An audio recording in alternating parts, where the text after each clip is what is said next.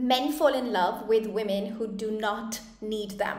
You can fight me all you want, but this is the absolute truth in my experience of over 10 years working as a dating and relationship coach for ambitious women.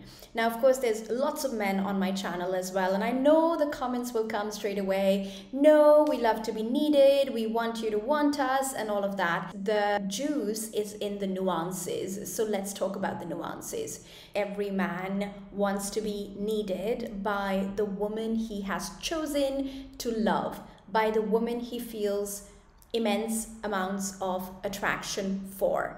However, when we just go in with this blanket broad belief that all men want to be needed by us, we often forget the role attraction plays in the equation. In other words, there are times when a woman will start to get needy around a man, expect favors from him, start to ask him for help, and then she will keep checking her phone to see if he has responded, to see if he's coming to fix the bulb or the tap in the house, and he's not getting back to her. And this makes her get into that needy, chasing energy. And of course, it also causes a dip in her vibration, which leads to a vicious cycle of her probably sending messages of disappointment to the guy and telling him, you weren't there for me when I needed you. And the guy feeling all this pressure to be her hero, to be the one who saves her, even though in terms of attraction, he isn't feeling that strong an attraction. So this is very valid for early dating.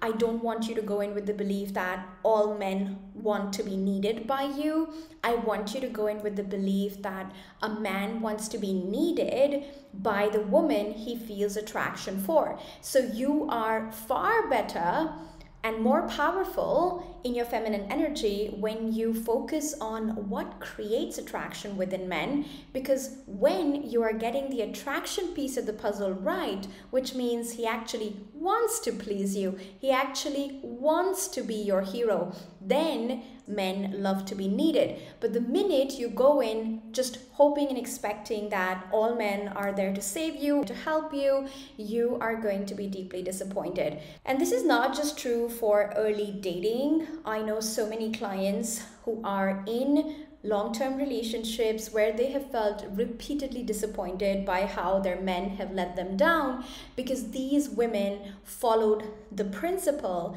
that men fall in love when you need them.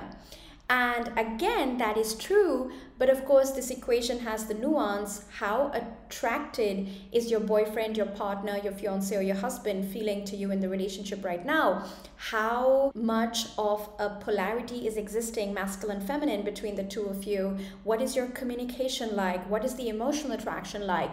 Because otherwise, let's just say the other parts of your relationship are weak and you guys are arguing and fighting, the sex drive is low, but then you keep needing him and wanting him. Can you do X? Can you do Y? Can you be there for me in this way and that way?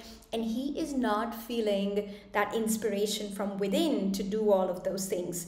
And this is where it is such a tightrope walk, because it is so easy to go from needing a man, which is a healthy thing, to getting needy around men. And so what is the antidote to this? The antidote to this in my work in Elevate, where I work with my clients live for 6 months, is basically showing you how to stay sovereign as a queen and empowered woman in your energy within the relationship with a man. So if you were to focus more on being a sovereign woman who can take care of herself, and then you accept the gestures men do for you, the help men provide, the way they want to be there for you, that is absolutely okay. But you never ever want to depend on a man for those things. You see, there is this edge that women walk on today, especially because I work with ambitious, strong women, which is we have to find that beautiful balance between being sovereign, being independent, not needing a man, and at the same time being able to receive a man's gifts when he offers them to us. But that is called receiving. It's not called depending. A good example from Elevate again is when one of my clients was complaining to her boyfriend, you know, my bulb in the office has gone off, can you please fix it? And she said to him once, she said it to him twice, and she was a bit of a night owl, so it was really causing her disturbance in her work schedule, because he would say, yes, yes, I'll fix it, and then he wouldn't. And so when we got on the call, she was full of this resentment. She was like, he doesn't take me serious. Sami, he's promised me twice or thrice that he's gonna fix the bulb, but he's not doing it. And I feel so angry and so resentful. And I had to ask her to slow down, take a deep breath, and come back into her power. This woman is a C-suite executive, and I can totally get it that she doesn't know how to change a bulb, but guess what? She could just call an electrician or call somebody from a local office and get them to fix that thing so that she could work again. She didn't have to depend on her man for this small thing as if her life depended on it. And I think this is the fine balance between needing a man and getting needy around a man as if your life depends on him, and then letting all these toxic energies of resentment, anger, demand, and entitlement develop in your relationship. So you can guess the end of the story. It was really positive. She called up this electrician. He came and fixed the bulb. It was barely like $20-$30 that he took, and she could work. And when her guy came back that day and saw the bulb was working, he was all intrigued, all surprised. He said, oh, who fixed that?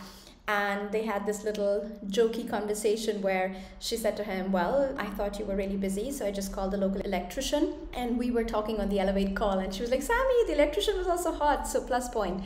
And that night they made really hot love, and he actually confirmed it to her and said, you didn't have to call the electrician, I would have done this for you, but I actually really want you to know that I find it very attractive that you can look after yourself this way, and it actually inspires me to look after better for you and do better next time. And so ever since that episode where my client showed her ability to look after herself and to not really depend on her guy as if her life depended on it, it actually taught both of them a really valuable lesson. Because at the end of the day, this is how you want to operate in romantic relationships. You never want to feel like you are dependent on the other party for your survival. Now, of course, changing a bulb is not about survival, and yet the feeling that develops in our body when we need a man to do something and he's not doing it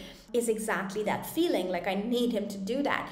And that is the energy healthy men resent. Of course, if it's something super important, you always want to be able to need a man, depend on a man. But when it comes to living your daily life, living it from that empowered energy, living it from that independent energy, living it from that space of, I got my own back and I am this person who is in a relationship, or maybe who's dating you and seeing you, but I have this amazing life of my own where I have my own hobbies, I have my own interests, I take care of myself, my friends are important, my mission is important. And even if you are not there, there's a great life here that I live by myself.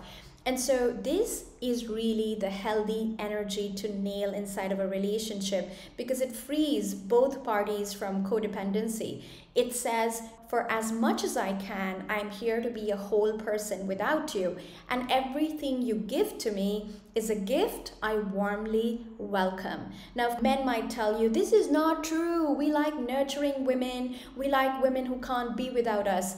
But in my work, I often say that be careful which man and whose advice you're listening to. Because if a man is not evolved in his own empowered masculine, if a man is not integrated into his own healthy masculine, he's never had the experience of feeling attraction for a woman who is independent and doesn't really need him in a needy way. He actually really likes the validation he gets when a woman is needy around him. It makes him feel more powerful. But that's not a healthy masculine man. That's a man who is still growing up in his confidence in what he brings to the table. So I want to finish this video by leaving you with some really powerful metaphors, whether you're single or you're in a relationship. In my work, in the Sami Wunder world, we say that a man is just a cherry on the cake.